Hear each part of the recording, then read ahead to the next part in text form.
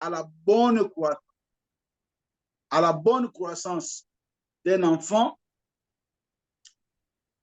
nous pouvons citer 3 éléments capitaux, 3 facteurs capitaux qui concourent à la croissance.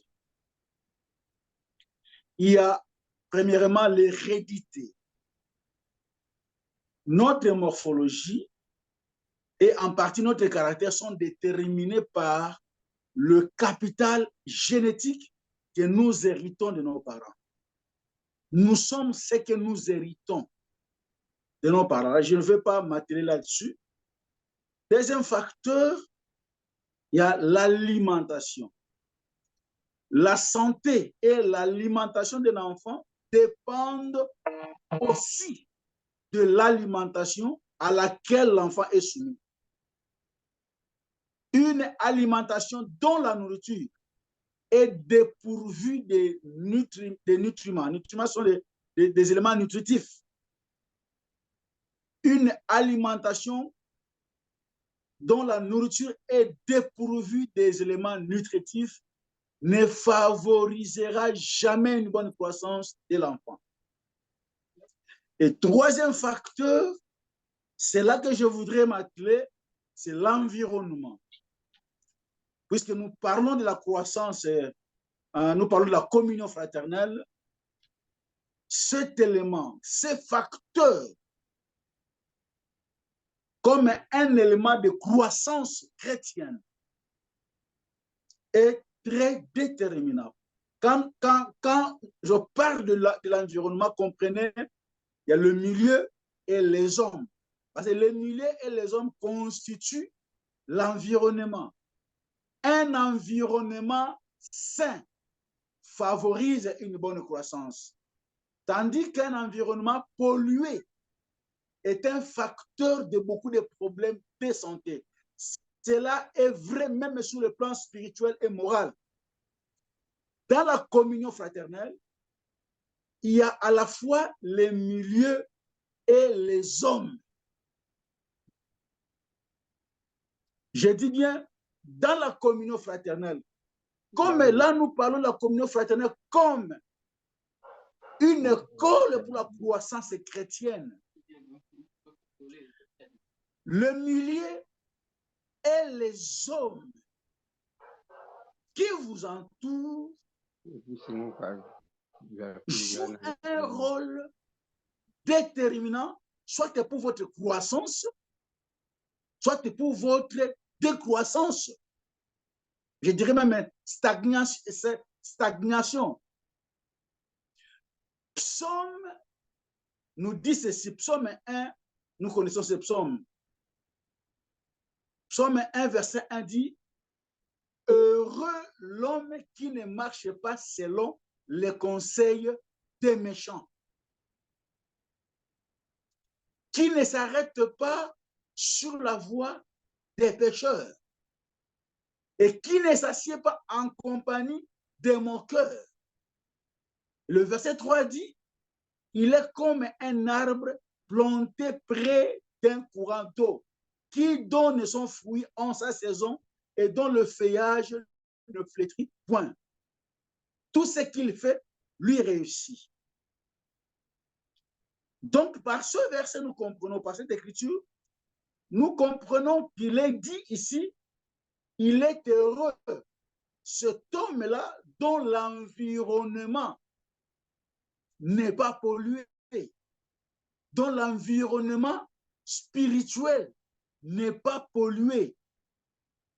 Bien-aimés, retenez ceci.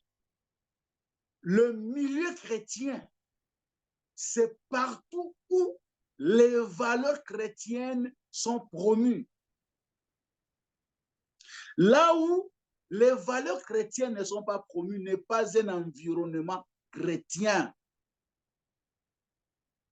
Nous, enfants de Dieu, nous sommes appelés à passer le gros de notre temps, à désirer même, à passer le gros de notre temps dans un environnement non pollué. Ça doit être le désir de notre cœur. Notre cœur doit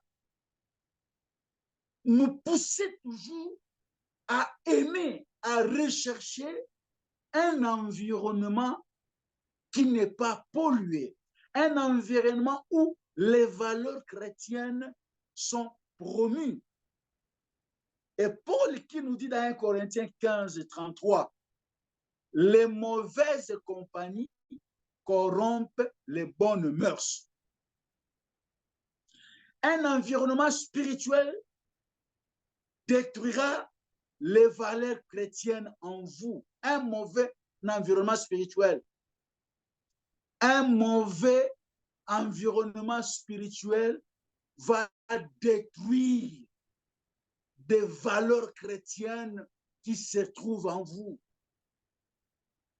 C'est pourquoi il ne faut jamais désirer passer beaucoup de temps dans un environnement pollué, un mauvais environnement, parce que ça va infecter votre vie jusqu'à détruire des valeurs chrétiennes que vous avez. Je vous fais un témoignage, c'est un mauvais témoignage. Je me rappelle, j'étais encore païen. On était à l'internat. Alors, il se faisait que dans notre dortoir, on faisait entrer des filles. Nous n'avions qu'un seul frère. Et ce frère-là, il passait, il s'époumonait à nous prêcher. Il était seul contre tous.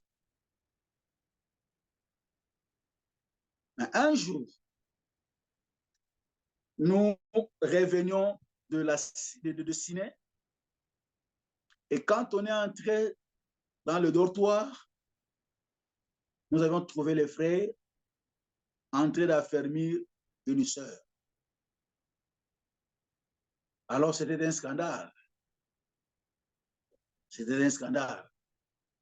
Lui qui nous prêchait, lui qui nous disait que la vie que vous menez là n'est pas bonne. Et lui-même est tombé dans les mêmes choses que nous faisions. Ce n'est qu'après, quand je me suis converti, que je me suis rendu compte que le frère en question n'était pas un faux frère. Il était un bon frère. Seulement, l'environnement dans lequel il était n'était pas bon. Il était dans un mauvais environnement. Un seul, tous, tout le monde était païen, tout le monde menait une mauvaise vie. C'est lui qui était païen. Tellement que chaque jour, il voyait de mauvaises choses. Ça l'a infecté. Il s'est retrouvé en train de faire ce qu'il nous prêchait de ne pas faire. Il a été corrompu. Les mauvaises compagnies corrompent la bonne mœurs. Un mauvais environnement détruira des valeurs chrétiennes que vous avez. C'est pourquoi il ne faut jamais aimer passer beaucoup de temps dans un mauvais environnement. Il se peut que vous travaillez dans un environnement qui n'est pas bon. Disciplinez-vous. Il y a un ingénieur qui a prodigué un très bon conseil à mon épouse. Il lui a dit, ma soeur, il ne faut jamais habituer tes oreilles à une mauvaise musique, à un mauvais son. Parce que si vous vous habituez à des mauvais sons, vous allez commencer à émettre des mauvais sons aussi. Ça va détruire votre oreille musicale et vous allez commencer à émettre des mauvaises choses. C'est la même chose sur le plan spirituel. J'ai dit, la communion fraternelle, c'est une école de croissance. Quelqu'un qui mène sa vie chrétienne en dehors de la communion chrétienne, en toi, sa croissance chrétienne aura des problèmes. il aura des problèmes de croissance. C'est pour cela que vous trouvez beaucoup de gens. Il a fait longtemps dans la vie chrétienne, mais il ne grandit pas. Il a fait longtemps dans la vie chrétienne, mais il ne connaît pas les choses de Dieu. Il a fait beaucoup de temps dans la vie chrétienne. Vous ne sentez pas en lui cette souplesse spirituelle. Il a de mal à émettre des valeurs chrétiennes. Le problème, quel est ton milieu de vie? Où est-ce que tu vis ta vie chrétienne? Où est-ce que tu passes le gros de ton temps? À qui tu donnes tes oreilles? Qu'est-ce que tu aimes écouter?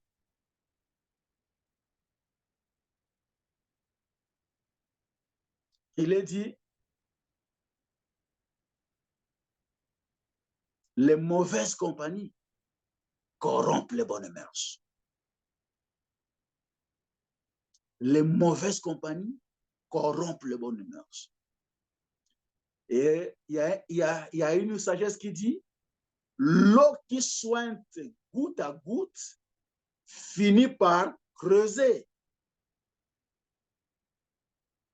L'eau qui sointe goutte à goutte finit par creuser. Vous savez, moi, j'ai grandi, ceux qui connaissent Kinshasa, en plein Matongé. Et je louais précisément sur Victoire, là où il y a toutes ces maisons d'édition. Tu n'as pas besoin d'acheter le CD pour apprendre des chansons. Tu es dans ta chambre, ces maisons d'édition de musique, plein de musique, tous les jours tu écoutes les Wera, les Ferre, tous les jours tu écoutes. Et tu te rends compte, tu finis par comprendre que tu connais les chansons de Wera, de Ferre, de Kofi, tu connais. Pendant que tu n'as pas de CD à la maison. Parce que tous les jours, tu écoutes ça dans ta chambre. Tu es dans ta chambre, ce n'est pas... En Afrique, ce n'est pas comme ici. Ici, tu ne peux pas jouer la musique de manière à déranger les gens. Mais au pays, on s'en fout. Dans les bars, il joue la musique. Ça dérange même les gens, ils s'en foutent. Un mauvais environnement. Je n'apprenais pas des chansons, mais je me retrouvais que je connais les chansons. Sans les chanter, je connais. Sans les avoir appris. Tout ça parce que c'est ce que j'écoutais tous les jours. Que tu le veuilles ou pas, tu vas entendre cette musique-là. Cette musique profane. Bien aimé, là où tu passes ton temps, à qui tu donnes tes oreilles, si ce sont des mauvaises personnes, ils finiront par t'influencer. L'eau qui soit goutte à goutte finit par creuser. Amen. Laissez-moi parler des choses qui gangrènent, des choses qui détruisent la communion fraternelle. J'appelle ça les infections qui gangrènent la communion fraternelle. Et voilà. Il vient de passer, donc il va être bien meilleur. Il y a une préoccupation? Non, allez-y, j'ai muté la personne, sorry. Ouais. Je vais parler, ça c'est notre quatrième point, les infections qui gangrènent la communion fraternelle. La première infection, c'est l'intolérance. Vous savez, la communion fraternelle, c'est une vie d'ensemble. Maintenant, si quelqu'un est intolérant, s'il y a la sémence de l'intolérance, sachez-le, c'est un élément qui détruit la communion. L'intolérance, c'est cette tendance à ne pas supporter les personnes qui ont d'autres opinions que soi. C'est le refus d'admettre l'existence d'opinions différentes des siennes. L'intolérance, c'est aussi le fait de ne pas supporter les faibles. Beaucoup confondent l'intolérance à la rigueur. Sur papier, l'intolérance et la rigueur sont des mots synonymes. Mais leur impact dans la vie pratique n'est pas la même. J'ai dit sur papier, l'intolérance et l'intolérance et la rigueur semblent être des mots synonymes. Mais sur le plan de leur impact dans la vie pratique, en tout cas, il y a une grande différence. Dans la pratique, la ligne de démarcation entre les deux concepts est très remarquable. L'intolérance ne supporte pas les faibles, tandis que la rigueur, elle, ne supporte pas les faiblesses des faibles. Je ne sais pas si vous voyez la nuance. J'ai dit, l'intolérance ne supporte pas les faibles, tandis que la rigueur, elle, ne supporte pas les faiblesses des faibles. La rigueur travaille pour extirper, pour éradiquer, pour extraire, pour déraciner, pour anéantir, pour ôter. La rigueur travaille pour débarrasser, pour déplanter les faiblesses, pour enlever les défauts, les insuffisances que l'on trouve chez les faibles. C'est-à-dire une personne qui a la rigueur, puisqu'il n'aime pas les faiblesses des faibles, c'est-à-dire il aime les faibles, mais il n'aime pas leurs faiblesses. Mais comme il aime les faibles, dans sa rigueur, qu'est-ce qu'il fait? Il va travailler pour chercher à ôter de ces faibles-là leurs faiblesses. En fait, il va travailler pour le traitement de faiblesses des faibles. C'est-à-dire, un homme, une personne rigoureuse, quand il est avec une personne faible, il va travailler cette personne faible-là pour enlever de cette personne faible sa faiblesse. Je ne sais pas si je suis en train de me faire comprendre. Tandis que une personne intolérante, elle rejette complètement le faible. Pendant que une personne rigoureuse travaille sur les faibles pour l'améliorer, pour enlever en lui sa faiblesse, pour déraciner la sémence de la faiblesse qui est en lui, l'élément qui le rend faible. L'intolérant, lui, il n'a pas le temps de chercher à travailler sur le faible. Il rejette complètement le faible. Pendant que, chers bien-aimés, Dieu aime les pécheurs, mais n'aime pas les péchés. C'est pourquoi Dieu, il travaille sur les pécheurs pour enlever du pécheur le péché. Il aime les pécheurs, mais il n'aime pas le péché en lui. Et Dieu veut que nous soyons comme lui. Aimons les faibles, mais n'aimons pas leurs faiblesses. Ne rejetons pas les faibles à cause de leurs faiblesses, mais travaillons sur eux afin de les améliorer. C'est pourquoi il nous est dit, je répète encore cette écriture de Romains 15, 1, qui dit, nous qui sommes forts, nous devons supporter les faiblesses de ceux qui ne sont pas forts.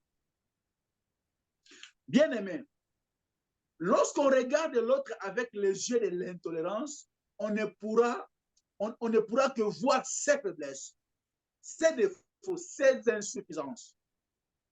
Et cela a comme conséquence le rejet total de l'autre. C'est très exactement ce qui se passe quand on n'aime pas quelqu'un. Quand on n'aime pas quelqu'un, on ne voit rien de bon chez cette personne. Vous savez, quand on n'aime pas quelqu'un, là, je parle maintenant dans le contexte du pays. On peut même jeter une pierre sur la poule de la personne qu'on n'aime pas. N'est-ce pas, c'est vrai? Quand on n'aime pas une personne, on n'aime rien de cette personne-là. Même si cette personne dit de bonnes choses, vous, dans vos oreilles, vous allez entendre de mauvaises choses parce que vous n'aimez pas la personne. Parce que vous n'aimez pas la personne. Mais lorsqu'on regarde son prochain avec les yeux de la communion fraternelle, on s'intéresse plutôt aux éléments de valeur qui se retrouvent chez la personne, chez son frère, chez sa sœur. C'est-à-dire, on ne regarde pas ses faiblesses. On est beaucoup plus attiré. On est focus sur les éléments de valeur que cette personne a. Parce que, vous savez, il n'y a personne qui est foncièrement mauvais. On peut être 99% mauvais, mais il y a ne fût qu'un % de bien, il y en a. Ne fût qu'un élément de valeur, tu peux trouver chez une personne. Maintenant, quand on regarde son frère et sa soeur avec le jeu de la communion fraternelle, avec un cœur de la communion fraternelle, au lieu de s'intéresser de ses faiblesses, on va beaucoup plus se laisser marquer par les éléments de valeur qu'il a. C'est ce qui fera qu'on aime la personne. Parce que quand on se laisse marquer par des valeurs que la personne a, on va aimer la personne obligatoirement. Obligatoirement. Et une fois que l'intolérance est domicile dans un cœur, elle détruit la communion.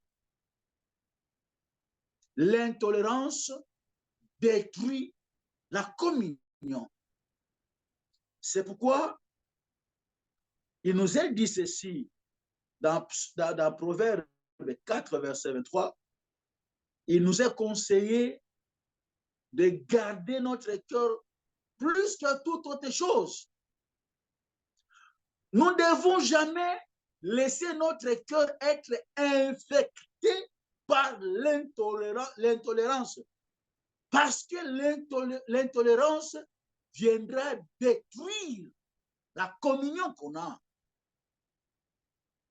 Un cœur infecté, c'est une source de mauvaises choses. C'est une source de la division. C'est une source de la mort.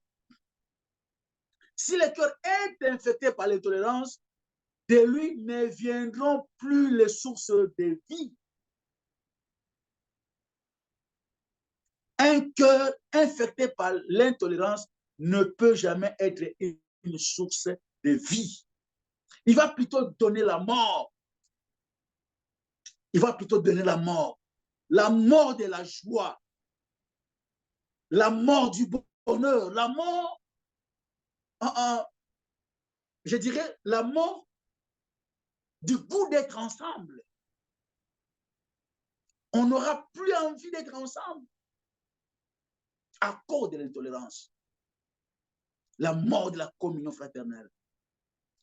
L'intolérance produit la division. C'est ce qui est arrivé entre Paul et Barnabas. Vous savez, ces hommes de la Bible, ces héros de la foi, c'était des hommes comme nous. Ils avaient aussi leurs faiblesses. D'ailleurs, ils en ont fait montre quelquefois. Et cela est arrivé à Paul. À Paul qui s'est montré intolérant vis-à-vis de Jean-Marc. Vis-à-vis de Jean-Marc. Vous pouvez lire ça dans Actes 15, 36 à 40. Paul et Barnabas n'ont pas pu faire route ensemble à cause de l'intolérance de Paul à l'égard de Jean-Marc.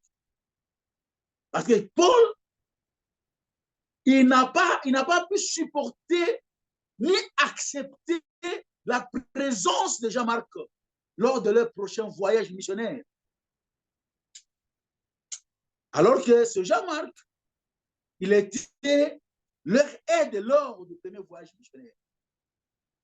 Mais à cause de ce qui est arrivé, Paul s'est montré intolérant. Il n'a pas supporté la faiblesse qui s'est manifestée chez Jean-Marc.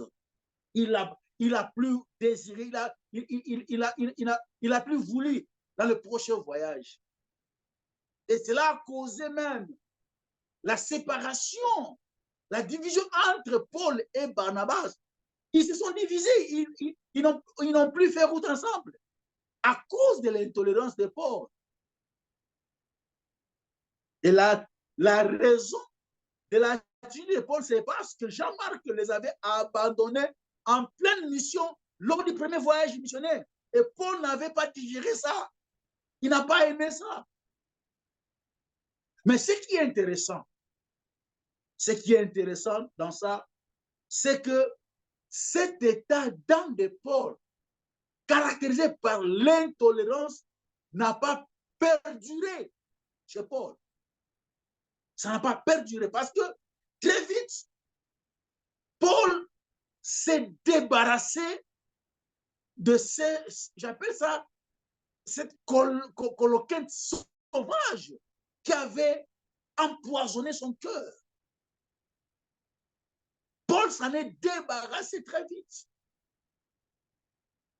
Parce que nous verrons Paul plus tard faire appel à Jean-Marc.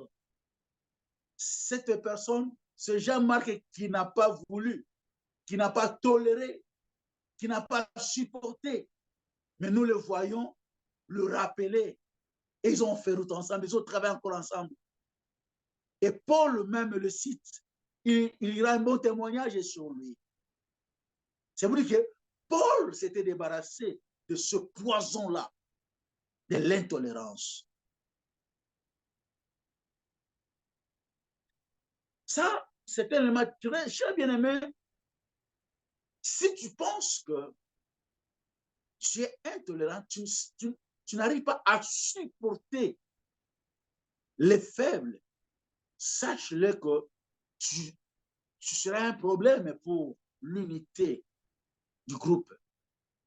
Parce que parmi nous, il y aura toujours des faibles. Les faibles, il y en aura toujours. Il y a les forts, il y a les faibles, il y a les moyens. Et si toi, tu ne peux pas supporter les faibles, parce que la faiblesse, ça peut aussi être sur le plan comportemental. Ça peut aussi être sur le plan éducationnel. Vous savez, il y a des gens, bien qu'enfants de Dieu, mais qui sont mal polis. Ça, c'est une faiblesse. C'est une faiblesse. Il y a des gens qui ne savent pas respecter d'autres personnes. Quand ils parlent toujours mal. Ça, c'est une faiblesse. Comme c'est un bien-aimé, on ne doit pas le rejeter. Il faut le supporter. Alors, si vous avez du mal à supporter des gens comme ça, en tout cas, vous serez un problème toujours dans les groupes. Parce que les faibles, il y en aura toujours. C'est pourquoi je vous suggère, si vous reconnaissez qu'en vous, il y a cette semence-là de l'intolérance, que cela devienne votre sujet de prière quotidien. Demande à Dieu que cette mauvaise semence de l'intolérance soit ôtée de votre cœur. Ce n'est qu'alors vous serez une bénédiction pour tous. Quand je parle de tous, je vois les faibles et les faibles, les forts et les faibles. vous serez une bénédiction pour les faibles et vous serez une bénédiction pour les moyens et les forts. Très important.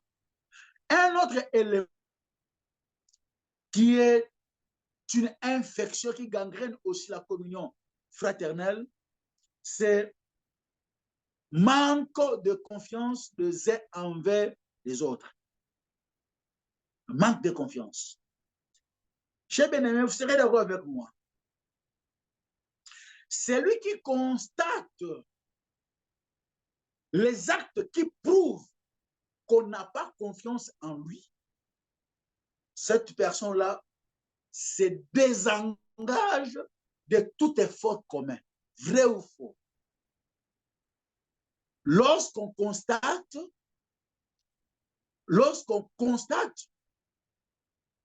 qu'on pose des actes vis-à-vis de vous, des actes qui prouvent qu'on n'a pas confiance en vous,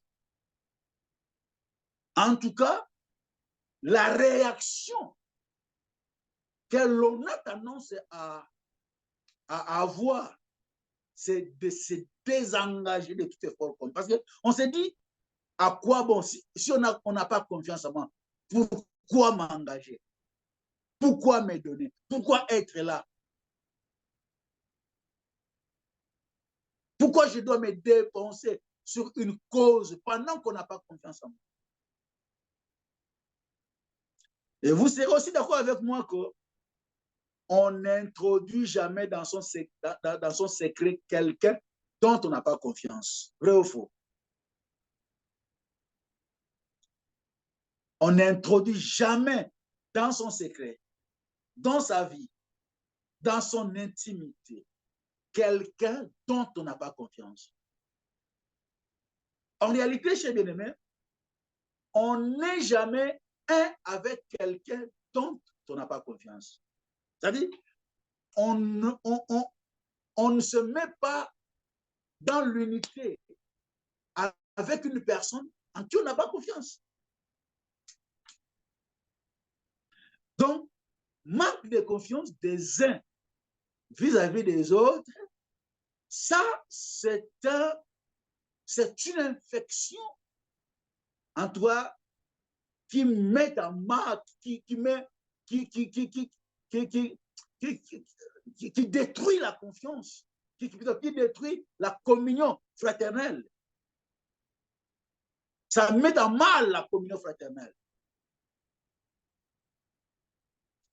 Chers bien-aimés, développons la confiance des uns envers les autres.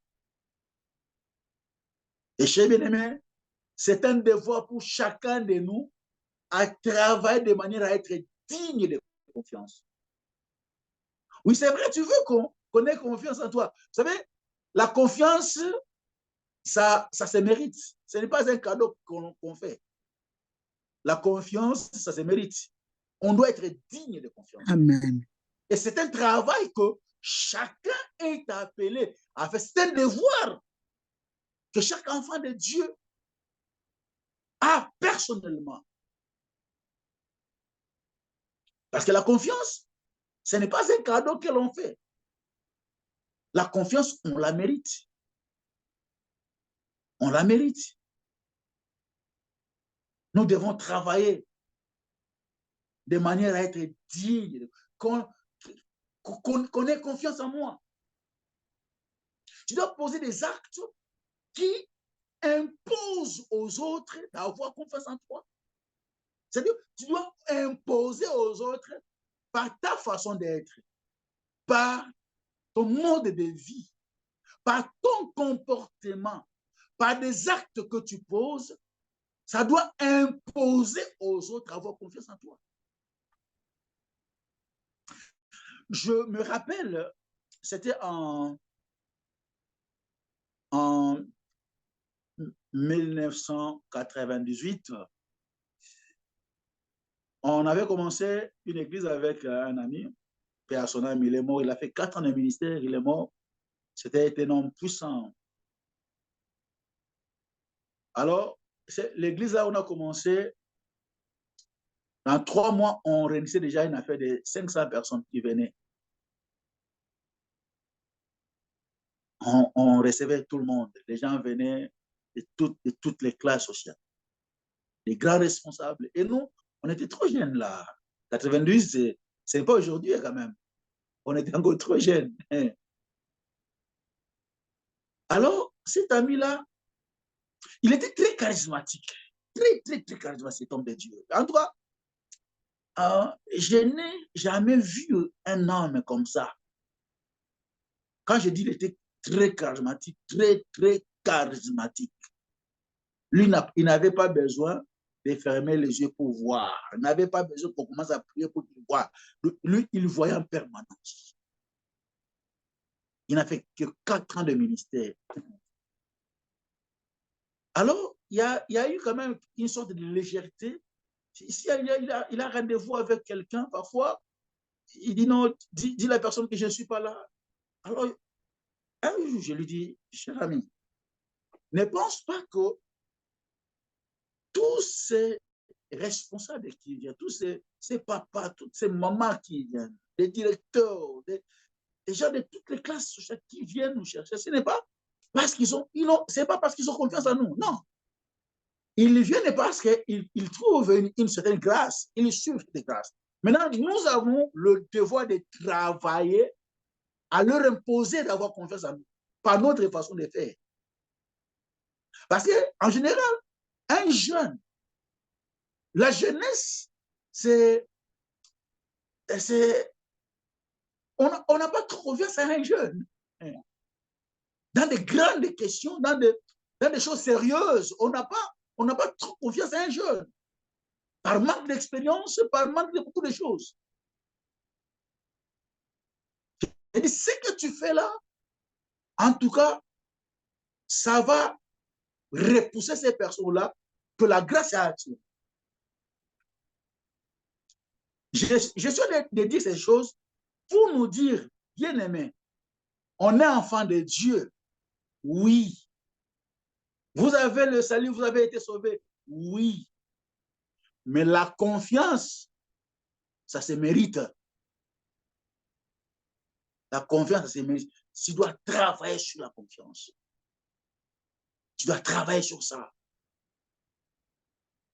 Et lorsque nous développons cela, que nous avons confiance les uns vis-à-vis des autres, vous allez voir sur le plan d'ensemble, les choses vont commencer à marcher comme sur des roulettes. C'est l'un des éléments capitaux pour la communion fraternelle, la confiance des uns vis-à-vis des autres. Si cela manque, ça met en mal la communion fraternelle. Il y a d'autres éléments que je vais seulement passer. Il y a l'orgueil, il y a l'envie, il y a les conflits. Les conflits. Les conflits. Vous savez, un conflit est un état d'opposition entre personnes ou entités. Là où il y a des conflits, il n'y a pas d'unité. Les conflits brisent la communion. Là où il y a conflit, il y a dysfonction de la machine collective. Là où il y a conflit, il y a la dysfonction de la machine collective. Nous savons que la communion fraternelle est une relation profonde qui existe entre les personnes évoluant dans un même contexte social et spirituel. On ne peut pas parler de la communion fraternelle entre chrétiens et musulmans. Impossible. On ne peut pas parler de la communion fraternelle entre chrétiens et musulmans ou entre musulmans et juifs. Il n'y a pas de communion fraternelle. Il n'y a pas de communion. Il n'y a pas de communion fraternelle. Il n'y a pas de communion fraternelle. Parce que sur le plan spirituel, ce sont nos frères. Nous ne descendons pas d'un même maître spirituel. Nous, notre Seigneur, c'est Jésus. Et ils ne croient pas en Jésus. C'est-à-dire, on n'est pas des frères. Nous nous appelons frères et sœurs, c'est par rapport à Jésus. C'est pourquoi nous disons frères en Christ. Et ils ne sont pas nos frères. C'est pourquoi entre musulmans et chrétiens, entre chrétiens et Dieu, il n'y a pas communion fraternelle.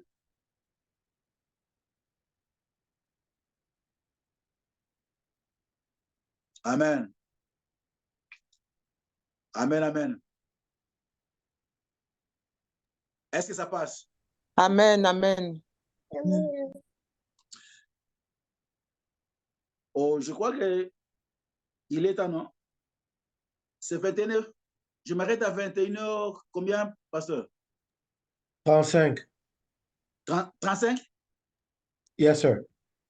Ok, j'ai 10 minutes. Donc, dans 10 minutes, je termine avec ça. Je voudrais dire ceci.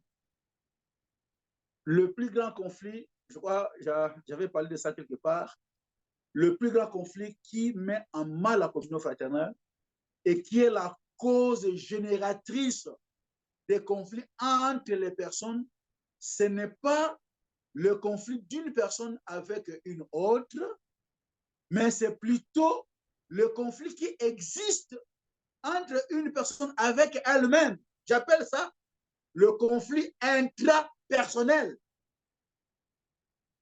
Parce qu'il y a le conflit interpersonnel, c'est le conflit qu'il y a entre toi et ton frère, entre toi et ta soeur. Ça, ce n'est pas ça le grand problème. Le grand problème qui met à mal la communion fraternelle, c'est le conflit qui vient de la personne elle-même. C'est le conflit que la personne a avec soi-même. Je ne sais pas si je me fais comprendre. Le conflit intrapersonnel. C'est un conflit, c'est le conflit le plus dangereux. Une personne qui vit dans un état de conflit intrapersonnel ne peut jamais être en paix avec les gens. Parce que quand on est en conflit intrapersonnel avec soi-même, on est en conflit, on ne s'aime pas. Quelqu'un qui ne s'aime pas, il ne peut pas aimer les autres. Parce que quelqu'un qui ne s'aime pas, il peut se donner la mort. Mais si déjà quelqu'un peut se donner la mort, facilement, il peut tuer toute autre personne. Quelqu'un qui ne s'accepte pas, il n'acceptera jamais les autres. Quelqu'un qui ne s'accepte pas, il vit dans les envies. C'est un envieux. C'est un envieux.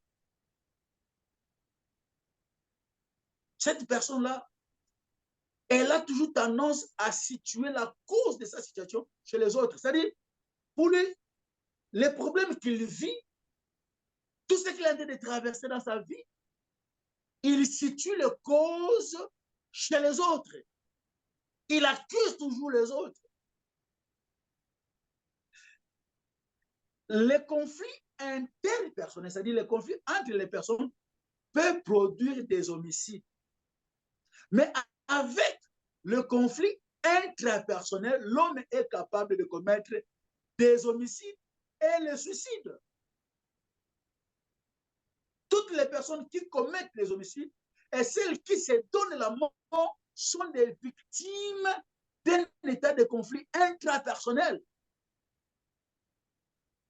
Et quand on a quelqu'un comme ça dans le groupe, vous ne serez jamais en paix. Vous ne serez jamais en paix. C'est pourquoi Jésus est venu résoudre le problème du conflit intrapersonnel. Jésus est venu résoudre le problème du cœur. Il est venu traiter le problème du cœur, le péché. Les conflits intrapersonnels ont pour source des blessures intérêts provoquées par diverses causes. Je dis bien les conflits intrapersonnels. Des gens qui vivent en état de conflit avec elles-mêmes, c'est-à-dire ils sont dans cet état Ça se dit, cet état de conflit intrapersonnel ont pour source des blessures intérieures et ces blessures sont provoquées par diverses causes. Entre autres, il y a des offenses subies. Ils ont été victimes de beaucoup d'offenses. Ça les a détruits en eux. Ça a causé des blessures en eux jusqu'au point. Vous savez, quelqu'un, par exemple, prenons un enfant, depuis son enfance, ses parents lui disaient que tu n'es pas intelligent. Tu n'es pas intelligent. Tu n'es pas intelligent. Il a grandi avec ça. Il a grandi avec ça jusqu'au point qu'il considère que non, il n'est pas vraiment intelligent. Il n'est pas intelligent. Et j'ai un oncle partenaire. Un oncle partenaire. Cet oncle-là, il vit exactement ce que je suis en train de dire ici. Mon grand-père, dont je porte le nom, il ne faisait que lui dire que toi, tu n'es pas intelligent. Vous savez que cet oncle-là paternel, il a grandi avec ça jusqu'aujourd'hui. Et c'est quelqu'un qui n'a jamais réussi dans sa vie. Et aujourd'hui, il dit toujours, si je n'ai pas réussi, c'est mon père. Et il a développé en lui quelque chose. C'est-à-dire qu'il est devenu un problème lui-même. Il est devenu un problème contre lui-même. C'est-à-dire qu'il vit dans un conflit personnel. C'est une chose qu'il pouvait... Parce que si on vous dit que vous n'êtes pas intelligent, tu n'es pas obligé d'accepter ça. Tu n'es pas obligé d'accepter ça. Tu n'es pas obligé d'accepter ça. Tu n'es pas ce qu'on te dit que tu es. Tu n'es pas ce qu'on te dit que tu es. Des offenses subies, des déceptions vécues, des échecs répétés. Des échecs répétés. Ce sont des choses qui créent des blessures. Et ces blessures-là, ça rend une personne, ça rend quelqu'un très dangereux dans la vie, pour lui-même et pour d'autres personnes. Les réalités des situations imprévues, des trahisons connues, les rêves brisés, l'infidélité conjugale, les injustices, la perte de notre chair, les viols.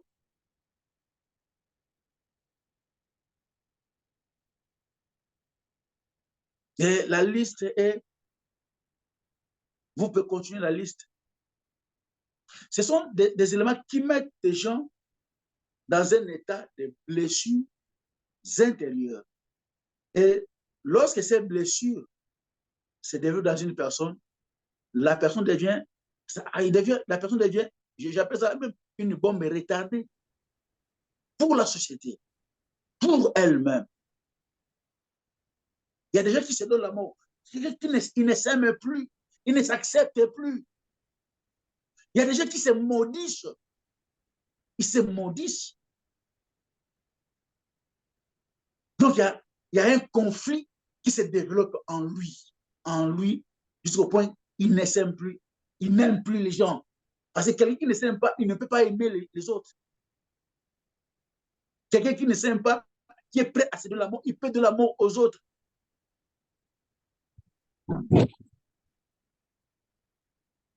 Et tous ces éléments que ce sont des réalités qui plongent l'homme dans un état d'âme inconfortable, un état d'âme indésirable. Des blessures intérieures sont des cas des âmes malades qui nécessitent un traitement à travers une relation d'aide communément appelée la cure d'âme. Bien aimé, je vais vous dire ceci. Si vous vivez des choses comme ça, n'hésitez pas de parler avec le pasteur. N'hésitez pas de parler au pasteur. Si vous sentez que vous ne vous aimez pas, vous n'avez pas confiance en vous-même, ou vous avez tendance à vous donner la mort, à vous faire du mal. Et vous-même, quand vous regardez, vous vous dites, en tout cas, moi, je ne réussirai jamais. C'est-à-dire, vous vivez dans un état de conflit intrapersonnel. Parle au pasteur. Ne gardez pas ça. Parce que c'est un poison qui te détruit. Et à cause de ça, tu ne peux pas être un bon élément pour la communion fraternelle. Parle au pasteur. Parce que tu as besoin d'une relation d'aide. Parle au pasteur. Ouvre-toi au pasteur. Parle-lui. Et l'homme de Dieu va t'aider, va t'aider. Parce que si vous n'êtes pas guéri de ça, vous serez un problème pour l'ensemble du groupe. Parce que si quelqu'un, il suffit qu'on parle de quelque chose, vous avez toujours tendance à penser que c'est à toi qu'on parle. Ça, c'est un signe que tu vis dans un état de conflit intrapersonnel. Et tout ce que les autres parlent, tu interprètes tout ça mal. Parle au pasteur. Parle au pasteur. Je vois que mon temps, je l'ai consommé. Que Dieu vous bénisse et que Dieu bénisse sa parole. Et je remets la parole au pasteur. Mais est-ce qu'on peut applaudir pour l'homme de Dieu, s'il vous plaît, au nom de Jésus, au nom de Jésus? Amen, Amen, amen, amen, amen. Merci amen, beaucoup, amen. pasteur. Merci beaucoup. Amen. Amen. Homme de Dieu, merci. On a quelques minutes. Bien-aimés, si vous avez soit une question ou bien commentaire, vous pouvez lever la main et on va vous permettre à soit poser la question ou bien à faire le commentaire. Donc, révérend Joseph Lava, à chaque préoccupation, prenez peut-être 2 ou 3 minutes, puis je ne sais pas combien de préoccupations on va avoir, OK? De telle façon qu'on puisse beaucoup poser les préoccupations. J'aimerais savoir, homme de Dieu, surtout le problème que vous avez soulevé tout au début, de l'environnement. Quels sont les critères, quels sont les points qui nous amènent à voir que l'environnement est sain ou l'environnement n'est pas sain? Quels sont quelques éléments lorsque nous voyons, dire, ah, cet environnement est sain ou l'environnement n'est pas sain dans le cadre de l'Église? Pas à l'extérieur, mais dans le cadre de l'Église. Qu'est-ce qui fait que l'environnement est sain? Puisque vous avez dit que l'environnement, c'est le lieu et les hommes. Ouais. Dans l'Église, qu'est-ce qu'on peut voir, qui nous amène à voir que l'environnement est sain, si possible? Je vais donner un exemple. Une fois, on avait une conférence avec, je ne sais pas si vous avez connu le pasteur Obaker du Cameroun. Yes. Tout le monde connaît le pasteur Obaker.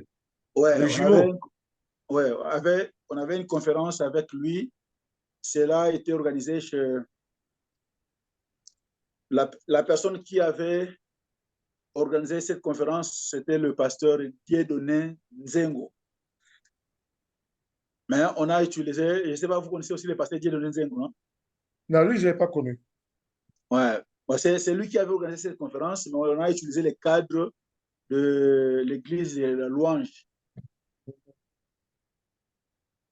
Et je me rappelle, c'était pendant la pause, comme l'église de la Louange, c'était côte à côte avec l'armée de victoire de Révérend Coutinho.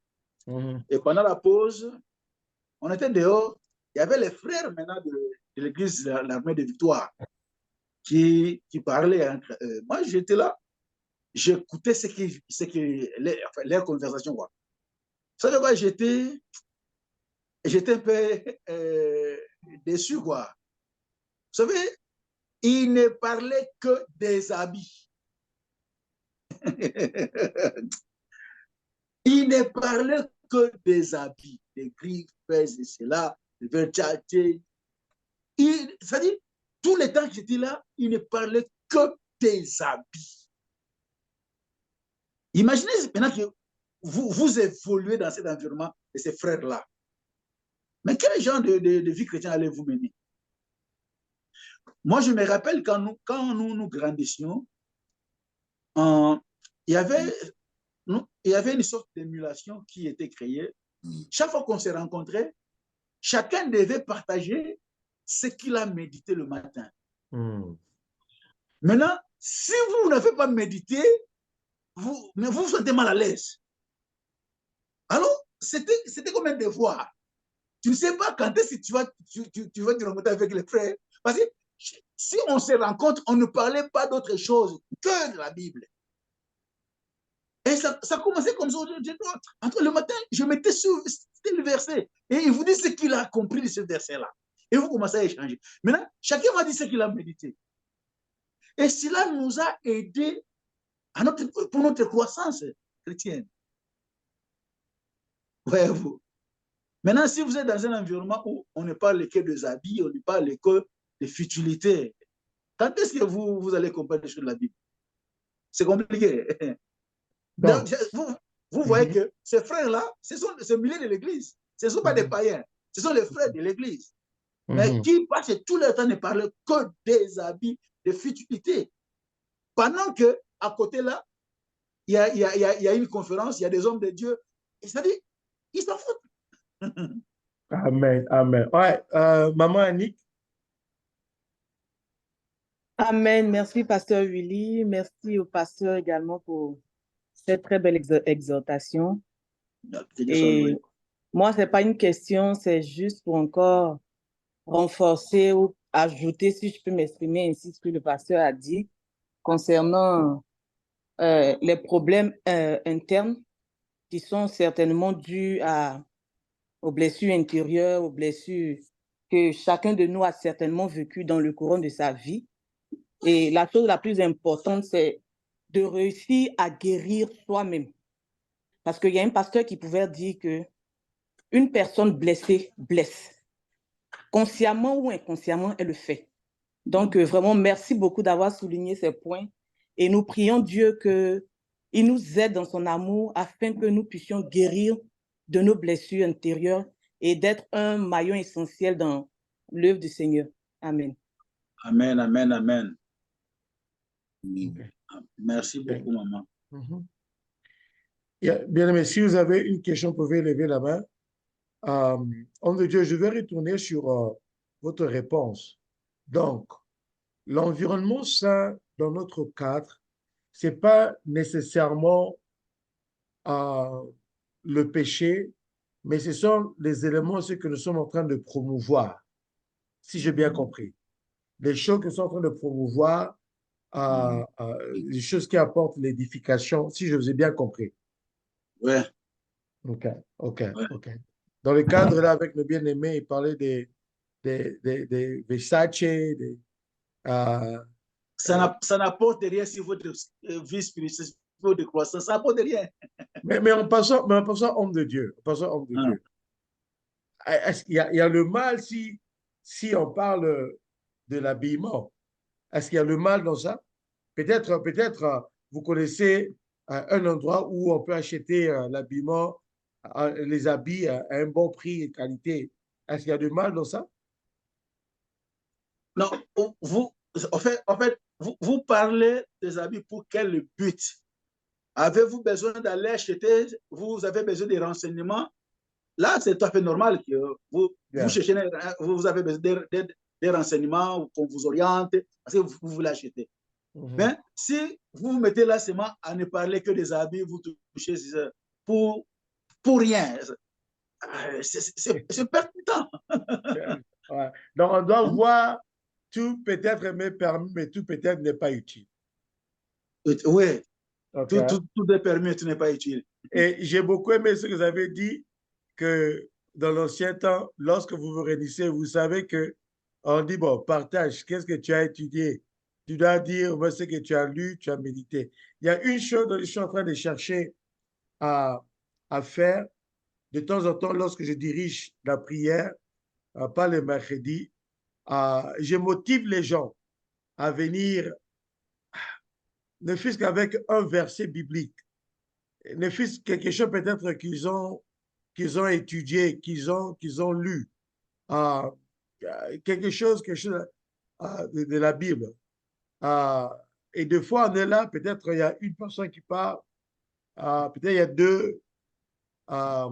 Mais c'est ça mon désir, que lorsque nous venons ensemble, que toute personne puisse venir avec un verset que tu as médité, avec une parole du Seigneur que tu peux fortifier. Vraiment, j'ai beaucoup aimé et c'est ça que je suis en train de chercher à installer. Si vous faites ça, vous allez voir l'impact de cela dans la vie spirituelle des bien-aimés. Okay. Donc, bien-aimé, lorsque c'est moi qui dirige, sachez que vraiment, c'est pas parce que c'est moi, mais venons avec quelque chose. Viens avec un verset chaque jour. OK? Yes, Enid, vas-y, s'il te plaît. Elle m'a pas entendu. Enid, you say amen or you want to ask a question? I have a question, please. Uh, I would like to know, there's a fine line between tolerance and being unable. Si par exemple, peut-être c'est dans le cadre de la famille ou même au sein de l'église. You have a parent, you have a child. Pendant que nous, on utilise la tolérance, and then others will see it as c'est comme si tu encourages la personne à continuer dans cette allure. Si c'est à l'église, par exemple, tu as un leader qui pratique la tolérance. On peut voir ce leader-là comme quelqu'un qui est faible. Les membres de l'église peuvent le regarder comme, oh, tu es un pasteur faible, tu es un diacre qui est faible parce que tu n'utilises pas la force contre cette personne. Alors, moi, je trouve qu'il y a une ligne très fine entre ces deux-là. Comment faire pour que la personne ne soit pas vue, toi en tant que leader ou en tant que parent, qu'on ne te prend pas comme quelqu'un qui encourage ça, mais quelqu'un qui est en train de supporter cette personne. Joseph là-bas. Oui, ok.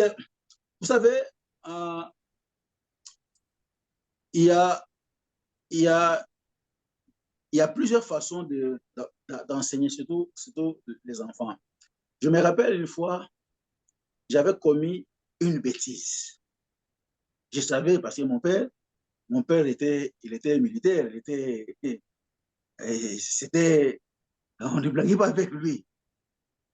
Alors moi-même, je savais que j'ai dit, en tout cas, je meurs. Vous savez, cette bêtise, c'était quoi? J'avais pas réussi. J'avais pas réussi à l'école. Ça, c'était une grosse bêtise. Je savais que non, ça, en tout cas, la maison, avec papa, ça ne passera pas, j'aurais chaud. Vous savez quoi? Quand je suis arrivé, j'ai amené mon bulletin, il a regardé, et il a dit, OK, reculez pour mieux sauter. Vous savez, j'étais surpris. Pendant que moi-même, je me préparais déjà à recevoir les fouets, tout ça. Hein? Il m'a encouragé, il dit, OK, reculez pour mieux sauter. Vous voyez la confusion qu'il a sémée en moi. Pendant que moi, je savais qu'aujourd'hui, en tout cas, c'est fini avec moi. Mais quand il a pris mon bulletin, avec beaucoup de douceur, c'est lui, en fait, en général, c'est le genre de papa en qui, comment je peux décrire? Il n'était pas facile. Il n'était pas facile.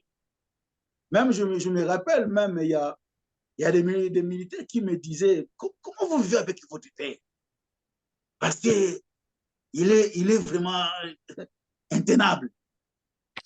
Et effectivement, il était intenable. Mais ces jours-là, j'étais confondu. Avec beaucoup de douceur, il me dit, OK, reculez pour mieux sauter. C'est pour dire que on ne sanctionne pas tout. Il y a des choses, un enfant peut commettre une bêtise, vous le regardez, ce n'est pas une faiblesse. c'est aussi une façon d'éduquer l'enfant parce que ce n'est pas seulement en grondant, en tapant. Bon, ici, on ne tape pas.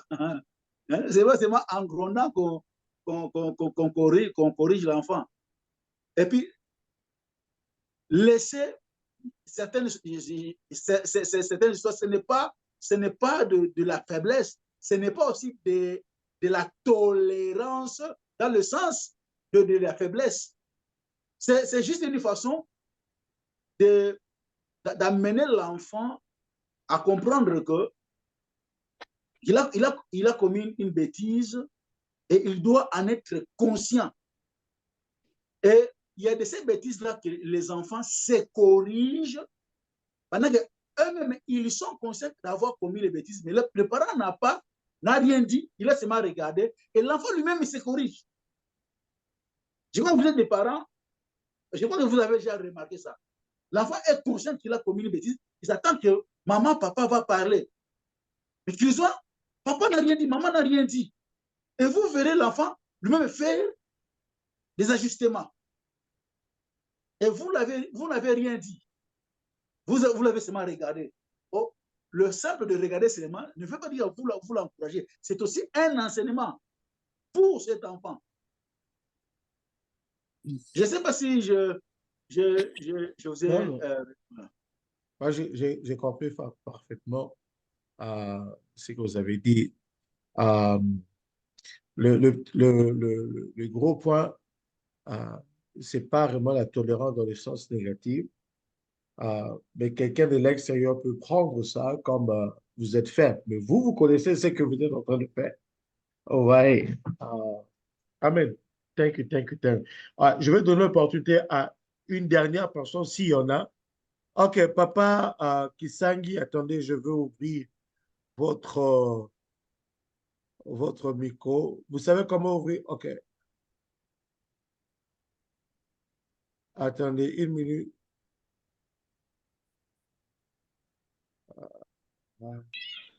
OK, allez-y, papa. Oui, pasteur, merci pour la parole.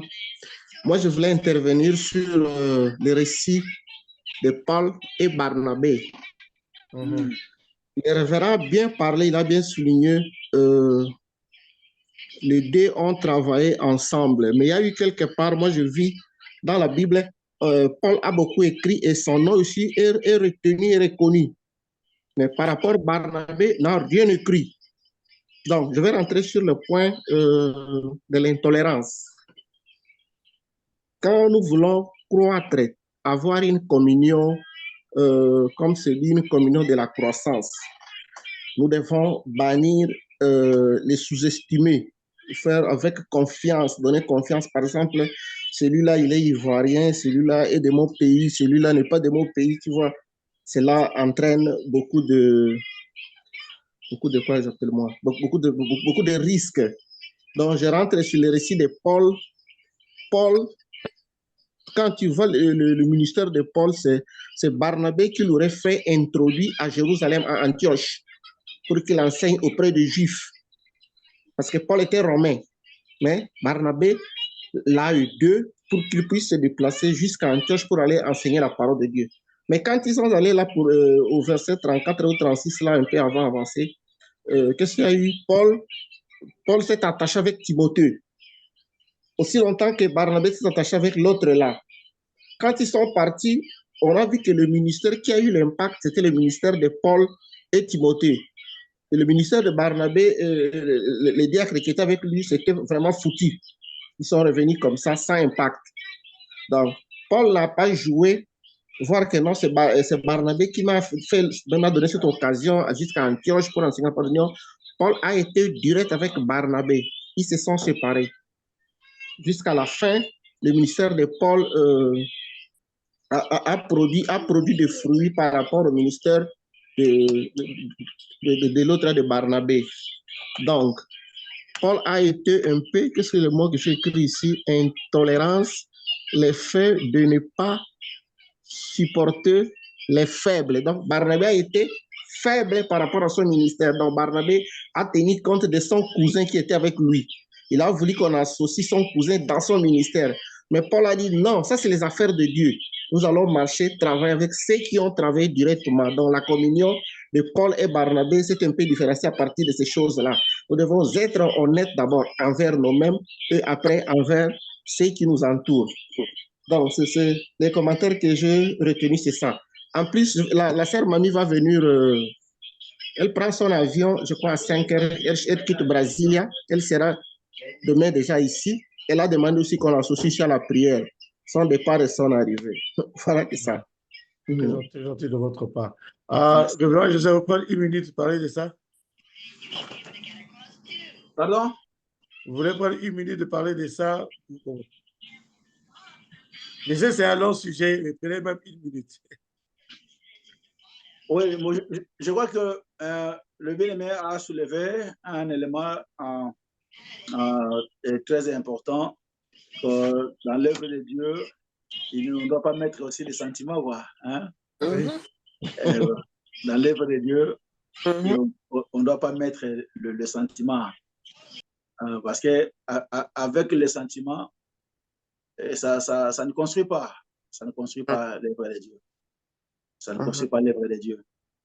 Donc lui, il prend ça dans le sens que Barnabas, il voyait beaucoup plus son cousin Jean-Marc et il n'a pas aimé, il voit Paul lui refuser son cousin pendant que Paul, regarde, mais cet homme, lui, il nous a abandonnés.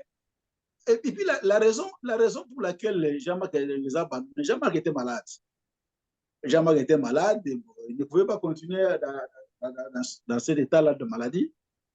Bon, Paul, il pouvait tout simplement comprendre. Vous voyez, Paul devait tout simplement comprendre.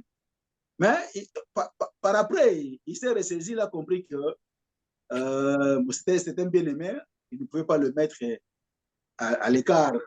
Il a récupéré par après. Vous savez, ce qui est important pour un enfant de Dieu, d'abord, ce n'est pas si vous avez posé un mauvais acte, ce qui est très important, c'est de se ressaisir. C'est très mauvais. Vous posez un mauvais acte, vous ne vous ressaisissez pas. Cela, c'est très mauvais. S'il faut même s'humilier, demander pardon, reconnaître qu'on a mal fait, il faut le faire. C'est ça être un enfant de Dieu.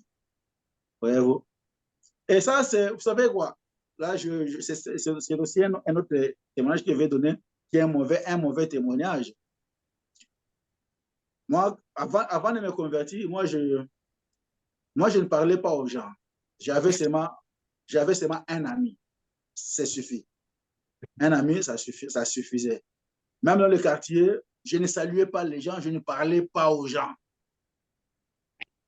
Je ne parlais pas aux gens.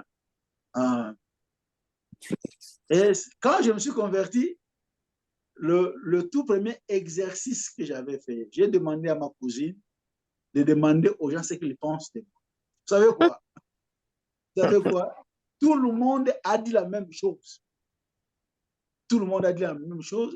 En fait, il n'a pas de problème avec les gens, mais il est comme orgueilleux, il ne salue pas les gens, c'est là. Donc.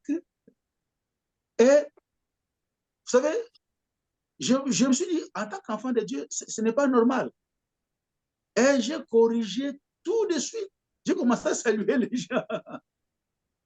J'ai commencé à saluer les gens. Donc, si en tant qu'enfant de Dieu, quand vous faites quelque chose que vous reconnaissez que ce n'est pas bon, en tout cas, il faut rétropédaler. Il faut le rétropédalage. Il faut corriger. Là, il faut demander pardon. Voyez-vous? Et je vois que Paul l'a fait. Le fait de récupérer Jean-Marc, il s'est ressaisi.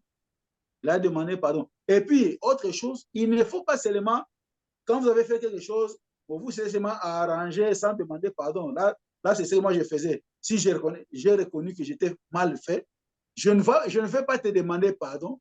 Je viendrai seulement chercher à renouer avec vous et puis on oublie sans vous demander pardon. Ça, c'est mauvais.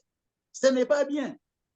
Quand vous avez mal fait, avant de renouer avec la personne, en tout cas, commencez d'abord par reconnaître que vous avez mal fait, vous avez mal agi, vous demandez pardon, alors vous continuez la route. Enid, tu as levé la main? Yes. Do it fast because it's 10 o'clock. Okay, sorry.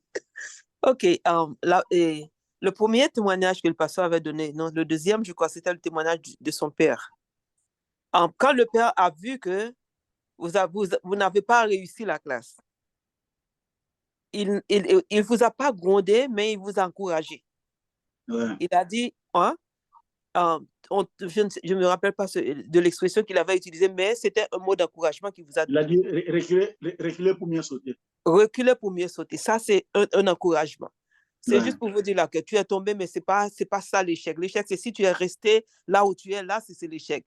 Mais aussi longtemps que tu te ressaisis, il n'y a pas d'échec ici. Donc, maintenant, dans le cadre de l'Église, on voit quelqu'un que vraiment la personne est faible dans, quel que soit the area of the life, la personne est faible dans ça. Tu dis, Tigo, OK, je garde le silence, je ne dis rien, je vais seulement donner le temps à la personne de se ressaisir. Comment est-ce que ça va aider la personne?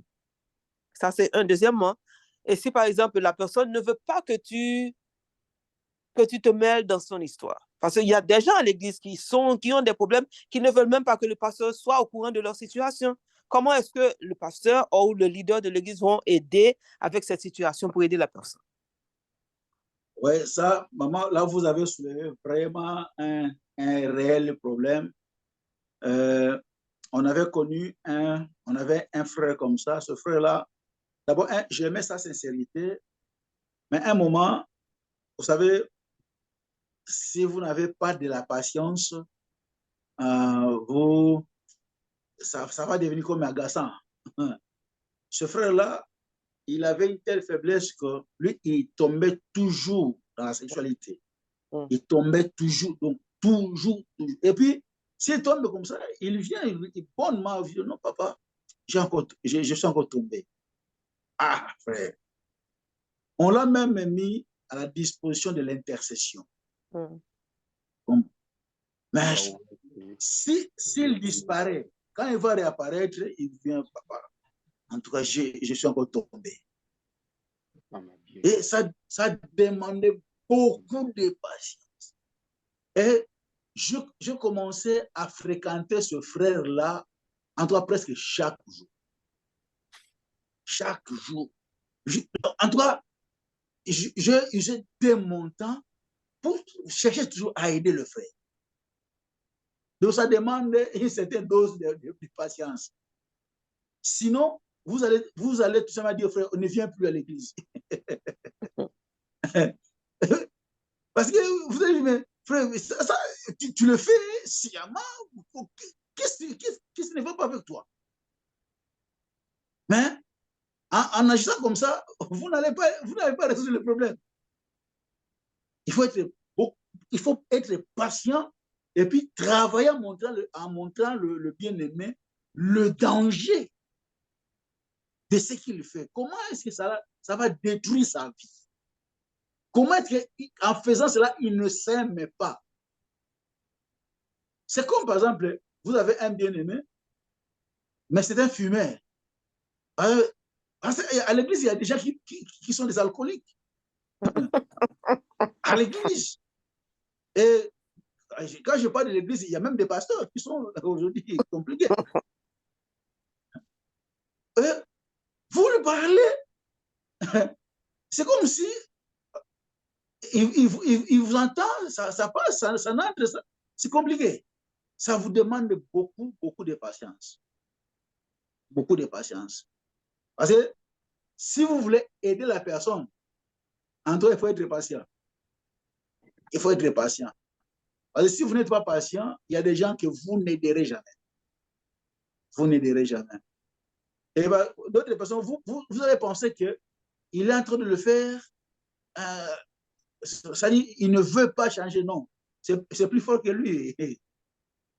Mais le père, il est sincère, il est venu vers vous pour dire, papa, j'ai encore tombé. Mais quelqu'un qui cache, qui ne veut même pas que tu saches qu'il est tombé. Et si tu cherches même à rentrer dans son histoire, il dit, non, moi, tout va bien, bon, je n'ai pas besoin de toi, donc ça va. Qu'est-ce que tu vas faire avec ça? Bon, d'ailleurs, une personne déjà qui cache ses histoires, il n'a pas besoin il ne veut pas qu'on l'aide. Ouais, il ne veut pas qu'on l'aide. Il faut seulement prier. On a prié que Dieu l'aide, que Dieu le touche. Parce qu'en fait, ce que nous faisons, nous ne le faisons pas par notre propre effort. Nous le faisons par l'aide de Dieu. Même la patience, là, c'est Dieu. Et quelqu'un qui ne veut pas que vous sachiez, que vous n'entriez dans sa vie, vous n'allez pas le forcer. C'est sa vie, après tout. C'est sa vie. Mais l'amour que vous avez pour la personne doit vous pousser à continuer à prier pour eux. Parce que nous autres, si nous sommes convertis, il y a des gens, des inconnus qui ont prié pour nous. Nous sommes le fruit des prières des inconnus. Parce que vous allez voir que non, tu t'es converti. Non, il y a des gens qui ont prié, que vous n'avez jamais connu, que vous ne connaîtrez jamais. Moi, je me rappelle une fois, je me suis réveillé la nuit. J'ai commencé à prier. J'ai prié toute la nuit. C'était une prière dans l'inconscience. J'ai prié toute la nuit. Et le matin, quand je me suis réveillé, j'ai senti ma gorge, ça faisait mal, mes genoux faisaient mal. Alors, j'ai demandé à mon oncle, c'était le cadet de notre maman, j'ai dit, est-ce que j'ai prié la nuit? Il m'a dit, tu as prié toute la nuit. Ouais. Qu'est-ce que je disais dans la prière? Non, tu ne répétais qu'une seule parole. Seigneur, protège-le. Toute la nuit, tu me disais, Seigneur, protège-le, Seigneur, protège-le. Alors, je ne sais pas pour qui j'ai prié. Pour qui j'ai prié. Toute la nuit, j'ai prié, Seigneur, protège-le. C'est-à-dire, nous sommes le fruit des prières des gens que nous ne connaissons pas. Alors, il ne faut pas vous fatiguer de prier pour cette personne-là qui semble être agaçant. Amen, amen, amen. Homme de Dieu, je ne sais pas comment vous remercier. Puis ce n'est qu'hier qu'on vous a appelé pour aujourd'hui. Et à nous tous, et mes frères et sœurs qui sont là, je crois que ça dépend de chacun de nous. D'abord, de laisser Dieu guérir nos cœurs et aussi de laisser Dieu nous utiliser pour créer cet environnement où quelqu'un va venir et sera réellement édifié. Et je suis sûr qu'avec ce que nous avons entendu aujourd'hui, en le mettant en pratique, nous irons toujours de gloire en gloire par la grâce de Dieu. J'aimerais dire que n'oubliez pas que demain matin, on a prière et demain soir et vendredi matin. Maintenant, retenons ceci. Le 5 mai, dans 3 dimanches, le 5 mai, le culte sera un culte de famille, le 5 mai. OK? Le département de couple est en train de coordonner cela. Alors, nous voulons que les familles puissent faire quelque chose. Peut-être s'il y a un couple ou bien il y a une famille qui dit que nous, on veut chanter, on veut faire une récitation, on veut faire quelque chose, mais ça doit être bien présenté. OK? Si vous allez chanter, préparez-vous très bien un chant qui va rendre gloire à Dieu, qui va édifier. Peut-être vous allez faire un témoignage, mais ça doit être en tant que famille. Vous pouvez associer les enfants, vous pouvez associer les frères et les sœurs. OK? Si vous voulez porter des habits, même couleur, même style, dans ce jour-là, vraiment, c'est ce que nous voulons que vous puissiez réellement faire. Maintenant, si vous dites que, pasteur, oui, ma famille va faire quelque chose, contactez notre exhorte Henri Nadjeb, ou bien pour l'aider, envoyez aussi le message sur notre bien-aimée, la révérende Christelle Boula. Mais vraiment, le 5 mai, journée des familles, amène tes enfants, amène ton épouse, amène ton mari. OK, on aura un bon culte. Et les hommes vont célébrer 50 ans de mariage de papa Jonas et sa chère épouse. 50 ans, ce n'est pas 5 jours. Comme le pasteur Massouk a dit le dimanche, que déjà après 2 ans, l'amour part. Mais ils ont maintenant plus de 50 ans, ils connaissent quelque chose. OK? N'oubliez jamais que le dimanche, à 9 h, on a prière en ligne. Bonsoir, bonsoir, maman Sarah. Bonsoir, bonsoir. Amen, amen, amen, amen, amen. Hein, maman Sarah, 50 ans, ce n'est pas 5 jours. 50 ans, vous avez d'expérience. OK. Gloire à Dieu. Gloire à Dieu. Donc, dimanche matin à 9 h, on a prié. Et n'oubliez pas, le culte là, non pas seulement pour les chrétiens, mais on va inviter n'importe qui. Que la personne vienne, que la personne entende l'évangile de Jésus et que la personne soit fortifiée.